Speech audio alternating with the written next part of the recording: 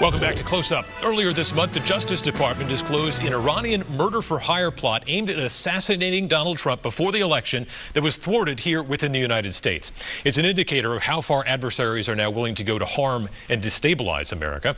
This morning, we continue our discussion with Senator Maggie Hassan on that topic. Senator, you're working on a bill with your colleague, Senator Joni Ernst, trying to deter these kinds of acts from happening on American soil. What exactly would this bill do?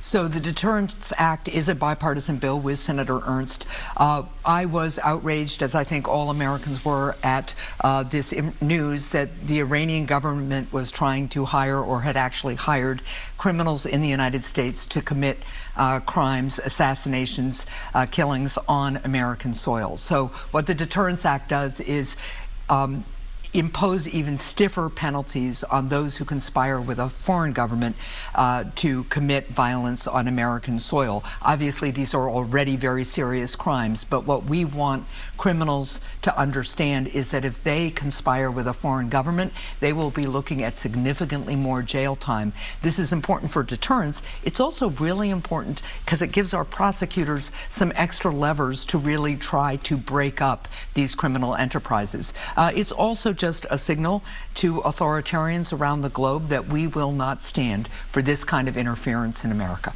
Let's continue abroad. What is going to happen in the war in Ukraine when President Trump takes office? Obviously, he claimed he can end that conflict with a phone call. Do you believe that? Look, President Trump says a lot of things. I think what's really important here is that the Ukrainian people continue to fight for their freedom. They're fighting for what we have. They have asked us for financial assistance with their weapons, but they have not asked us to send a single American son or daughter to fight this war. They are doing it on their own. They are pushing back on Putin's unjustified and totally brutal aggression. So it's critically important that they have the tools they need to protect their freedoms. It's critically important that Putin understands, along with China, North Korea, and Iran, that we will stand with freedom-loving partners and allies around the globe. And so as this administration comes into office, I hope that they will evaluate what is actually happening in this war on the ground. The Ukrainian people need to make the decision about whether and when to negotiate with Putin for a settlement. I think we all want the war to end. The violence is terrible. War is terrible. But at the end of the day, authoritarians around the world need to know that America and its freedom-loving allies will stand with those who fight for their sovereignty and their freedom. There's some real escalation going on right now with the North Korean troops, the ICBM being fired. Arguably, Russia's not in a great position to expand this conflict, but we see Vladimir Putin testing the limits and potentially provoking President Biden in this transition of power period. If Putin tries to be further provocative towards the Biden administration, what is the most prudent way to respond, do you think? Well, I think what you're seeing is a really careful assessment by the Biden administration, by our Defense Department, at what Putin says and does. Putin has said things and done things in the past to try to counter what he claims is escalation. At the end of the day, he invaded a sovereign country that he had no right to do. He has engaged in a brutal, awful war, and he could stop this war anytime, and it would be a very welcome development. But at the end of the day, we need to stand for freedom, and we need to make sure that our adversaries understand that we will not back down or relent. You and Senator Jeanne Shaheen agree on a lot, but this last week you were on opposite sides of a vote to block the sale of tank rounds to Israel. Senator Shaheen said she did this to send a real message that Netanyahu needs to change course in Gaza. Why didn't you join her in making that particular stand? Well, you know, Senator Shaheen and I always make independent assessments of policies and votes, and in this case, we had a different assessment of what this vote would signal and why we voted the way we did. But here's what we agree on. We agree that Hamas's attack on Israel on October 7th was horrific, unprovoked, and just a horrible violation. That Israel has a right to defend itself. Israel has a right to its sovereignty and to exist.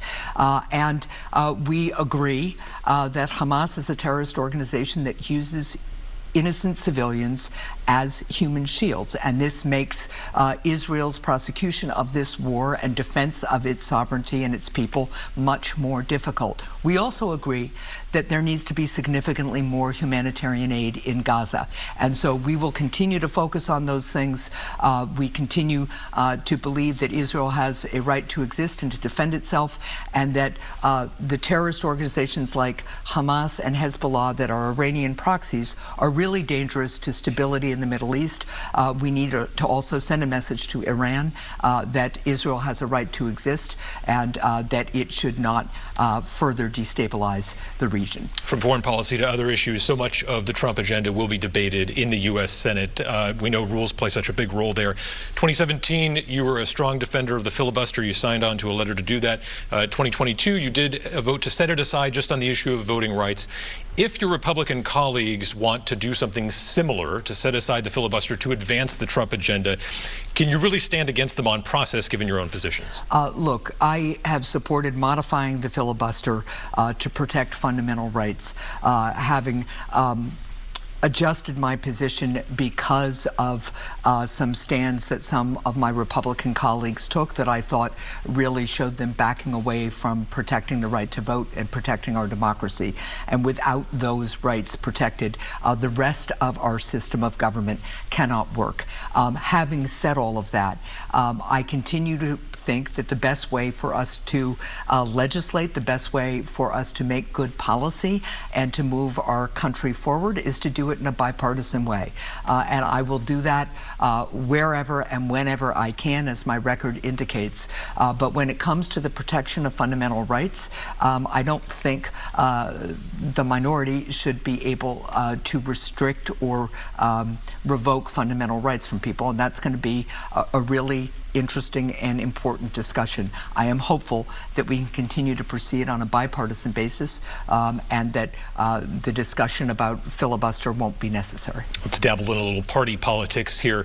Are you going to get involved or try to exercise any influence in this race for DNC chair to try to ensure that there is a new chairperson who may be a little bit more favorable to restoring New Hampshire's status on the DNC calendar with the First in the Nation primary? So first of all, the First in the Nation primary is going to remain first in the nation because of our state law, because we also, it was the Granite State that really came up with the idea that everyday voters should have direct input as to who their nominee, their party's nominee would be. So we also did a very good job with the write-in effort for President Biden, and I think that demonstrated to people why New Hampshire should be the home of the First in the Nation primary, because our citizens take their engagement and their obligation so seriously, and because candidates from whatever background, big state, small state, lots of experience, less experience, can come to New Hampshire and be quizzed by people from all walks of life. We make better candidates and we make better presidents when the First in the Nation primary goes the way it's supposed to. So I'll continue to advocate for this at the DNC and with my colleagues around the country, and I look forward to that process. Parallel to that discussion, do you want to see any changes in state party leadership? Oh, heavens. Again, the state party will have those discussions. At the end of the day, we came together as Democrats in New Hampshire to run really strong campaigns and help Vice President Harris be successful here and elect 2 Democratic members to Congress. And I think going forward, we will continue to look at this election cycle, see what we could do better, what we want to change. But that's really a discussion for the state party leadership. Do you want to see Ray Buckley come back? I think, again, Ray Buckley has done a really excellent job of leading our party for many years now.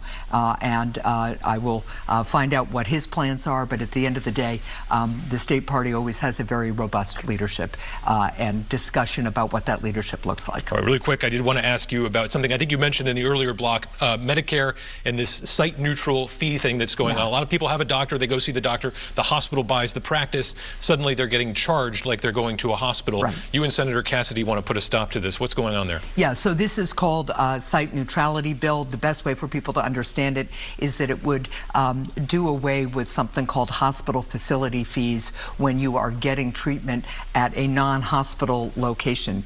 Just an example, going to your doctor's office for a steroid injection before a hospital buys that practice, it's maybe costing a Medicare recipient $20 copay. And all of a sudden the copay is 6 or 7 times as much because a hospital buys it. If we could stop this practice, we will save Medicare billions and billions of dollars. We could reinvest that in our rural hospitals and making sure, for instance, that we have more labor and delivery units around the country. I think everybody's gotten that bill in the mail recently and thought, what the heck is that? But Senator, thanks so much for joining us on Close Up. We'll see you out there on the trail and are out and about in New Hampshire. Appreciate the time. Thank you. All right, we'll be back with a new twist in the cannabis debate at the State House. Stay with us.